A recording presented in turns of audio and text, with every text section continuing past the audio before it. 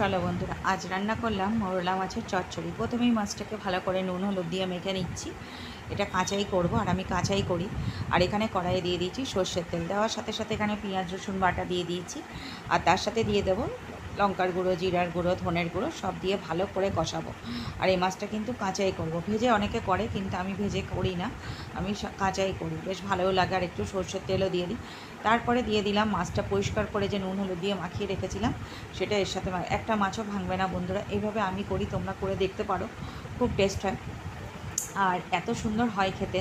আমার তো মনে হয় এটা দিয়েই এক থালা ভাত খাওয়া যায়। এরকমভাবে যদি মোরলা মাছের চচ্চড়ি থাকে, তার থেকে এক থালা ভাত, মাছ মাংসর থেকেও এটা আমার কাছে ভীষণ প্রিয়।